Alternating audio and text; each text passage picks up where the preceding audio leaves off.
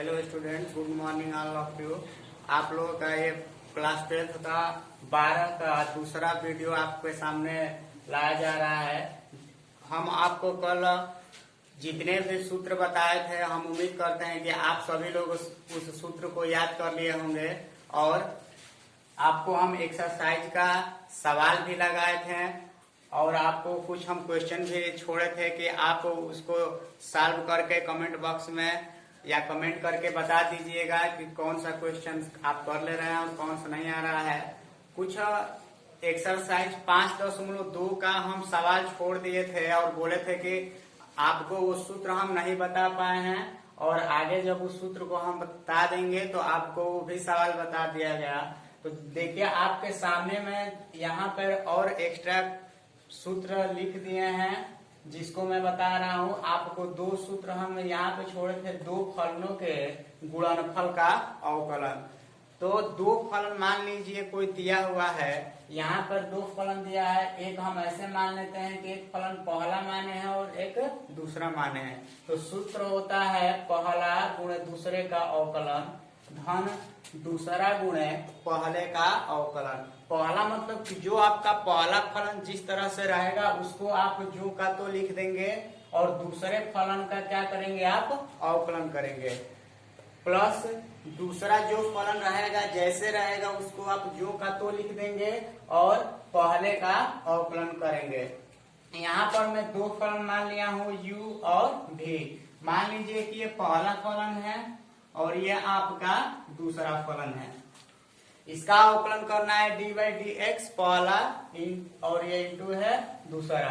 तो मैं देखो जो का तो पहला लिख दिया हूँ u और d/dx भी, इसका मतलब दूसरे का अवकलन धन। फिर से मैं यहाँ पे दूसरा लिख दिया हूँ d/dx और पहले का अवकलन।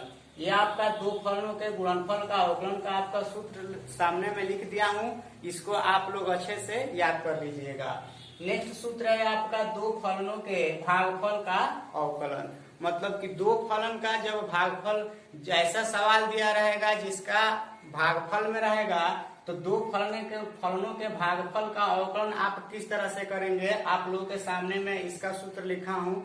मान लीजिए ये अंश बटा हर, अंश और हर में सवाल दिया रहेगा तो इसका सूत्र होता है हर। मतलब कि हर में आपका जो कुछ भी लिखा रहेगा हर को आप जो का तो लिख देंगे इंटू अंश का अवकलन माइनस अंश। अंश में जो कुछ भी लिखा हुआ है आप उसको जो का तो लिख देंगे और हर का अवकलन बटा हर का स्क्वायर। मतलब कि आपके हर में जो कुछ भी लिखा रहेगा उसका आप स्क्वायर कर देंगे।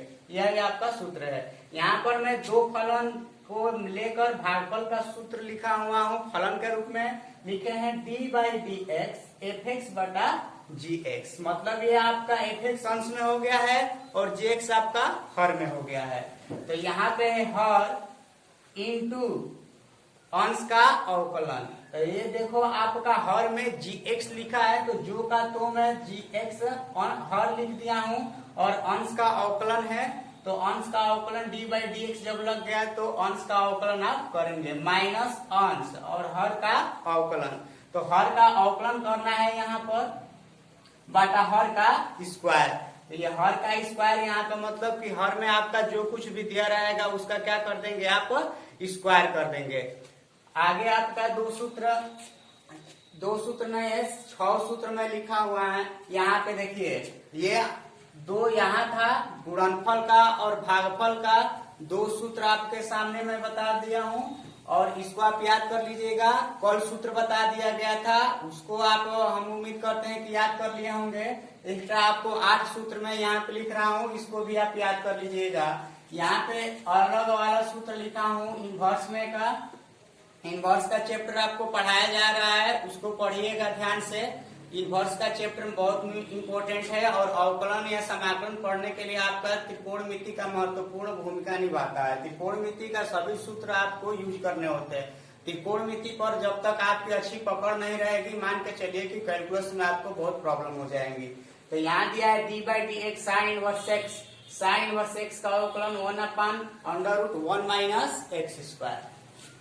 d/dx cos इनवर्स x यहाँ पे -1/√2 में 1 minus x square, d by d x tan inverse x का अवकलन होता है 1/1 plus x square, d by d x cot inverse x का अवकलन -1/1 plus x square, d by d x sec inverse x का अवकलन 1/x रूट में x square -1, d by d x cosec inverse x का अवकलन -1/x root में x square -1। मैं आपको यहाँ पर एक बात बता दूं, आप यहाँ पे एक फार्मूला लर्न करेंगे तो एक फ्री मिलेगा।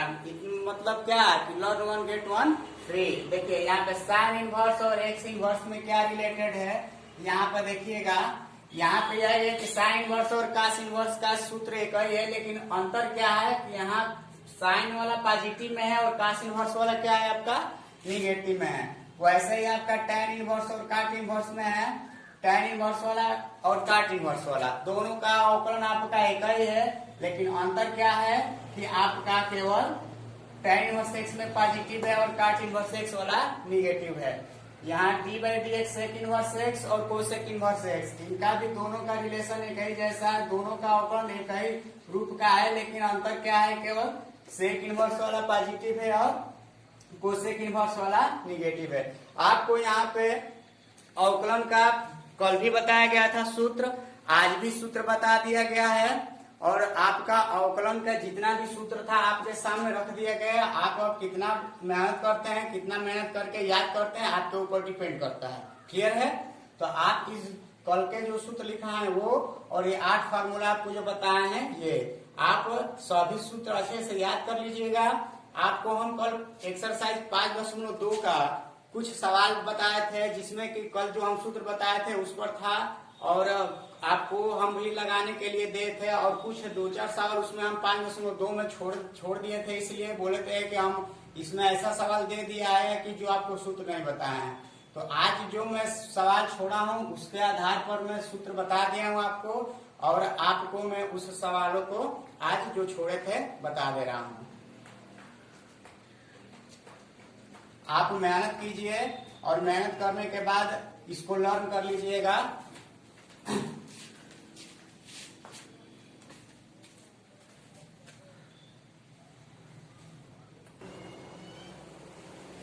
देखिए बच्चों, हम आपको पिछले दिन कल आपको 5.2 का सवाल 6 बताए थे, जिसमें 2 आपको दिए थे करने के लिए और 4 हम कर दिए थे, और 2 सवाल हम 5 नंबर और 6 नंबर छोड़े थे और बोले थे कि हम आपको सूत्र बताए नहीं, जब सूत्र बता देंगे तो आपको ये दोनों सवाल बता दिया जाएगा। ये देखिए, ये जो 5 नंबर सवाल है ये अंश और हर पे है, इसका मतलब 2 फलनों के भागफल का अवकलन वाला सूत्र लगाएंगे।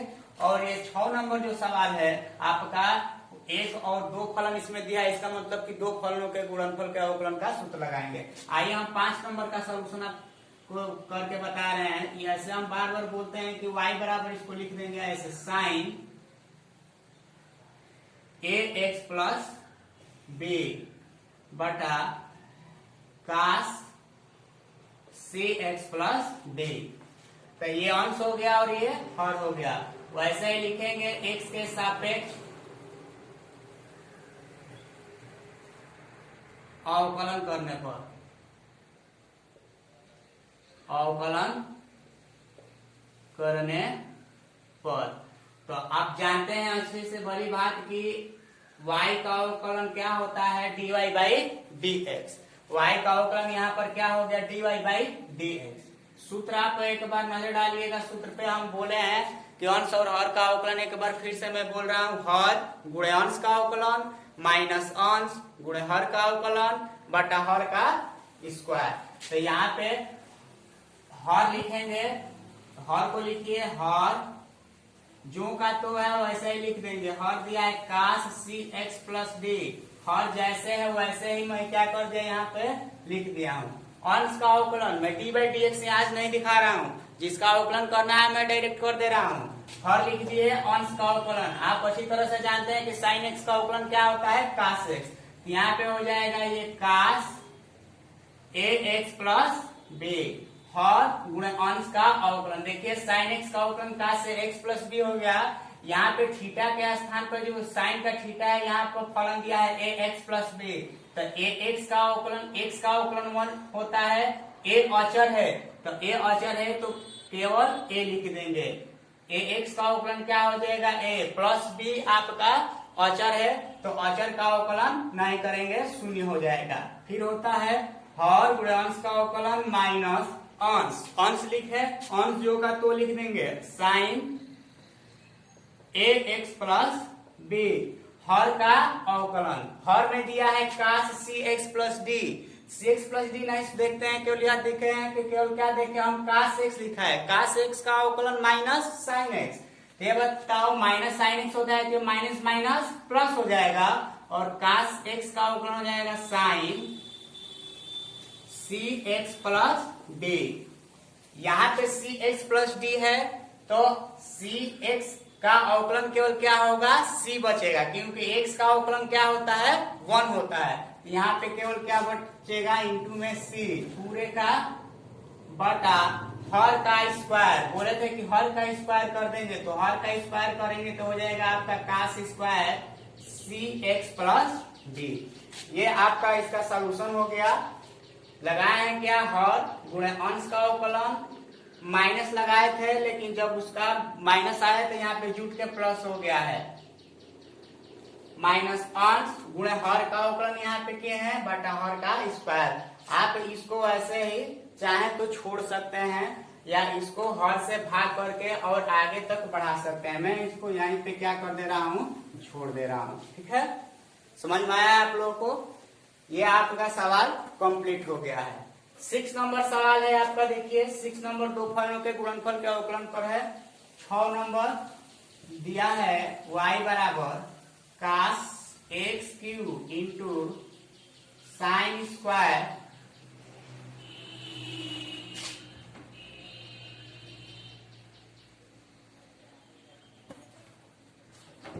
एक्स का पावर 5 है। यहाँ पे cos x q into sine square x का पावर 5, ये पहला फलन मानेंगे, ऐसे लिख ले रहा हूं आपको समझने में आसानी होगा। ये पहला फलन हो गया और ये दूसरा हो गया। तो इसका कहेगा कि x के सापेक्ष अवकल गुणांक ज्ञात कीजिए। तो y का अवकलन आप जानते हैं कि dy बाई dx बच्चों, तो ये हो जाएगा पहला, बताए दो फलों के गुणनफल का अवकलन पहला गुणे दूसरे का अवकलन धन दूसरा गुणे पहले का अवकलन। तो पहला हम बोल रहे हैं तो पहला जो का तो ऐसे ही लिख देंगे, पहला गुणे दूसरे का अवकलन। पहले देखिए यहाँ पे लिखा है क्या है आपका, स्क्वायर में लिखा है, इसको मानो कि साइन स्क्वायर एक्स के पावर 5 लिखा है, मान लो कि यहाँ पर ये साइन को मान लेते हैं कि एक्स लिखा है, तो जब साइन को आप एक्स मानेंगे तो ये हो जाएगा एक्स स्क्वायर, होगा कि नहीं होगा?